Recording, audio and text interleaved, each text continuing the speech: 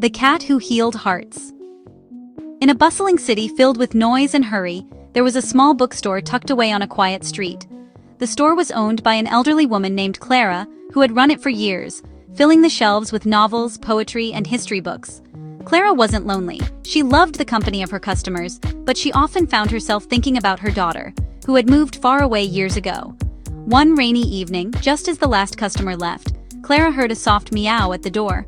She opened it, expecting to see a stray cat, and she was right. A sleek black cat with striking green eyes stood at the threshold, looking up at her as if waiting for an invitation. Clara took pity on the poor thing, bringing it inside. The cat, who Clara named Whisper, quickly became a fixture in the bookstore. It wandered from shelf to shelf, curling up in the sunniest spots and weaving between Clara's legs as she worked.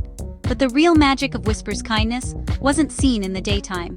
It was in the quiet hours of the night when the bookstore was empty, and Clara's heart felt the heaviest. Whenever Clara felt sad or alone, Whisper would climb into her lap and nudge her face gently with its head, as if to say, "I'm here." One evening, a young woman entered the store.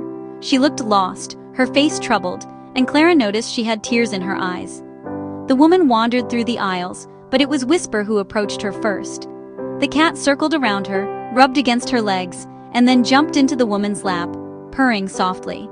Without realizing it, the woman began to speak, telling the cat then Clara about the heartbreak she was feeling, how her life had fallen apart, how she was scared to move on. Clara listened quietly, and Whisper, as always, offered comfort through the simplest of gestures, the gentle purring of a cat who had learned the art of kindness through years of giving. That night, the woman left the bookstore with a small book under her arm, her heart a little lighter. And from that moment on, she returned often, always finding Whisper there to offer a silent, healing presence. The bookstore became a haven for many who sought peace, and Clara realized that, in a way, her cat was bringing people together not just with her purrs, but with her presence.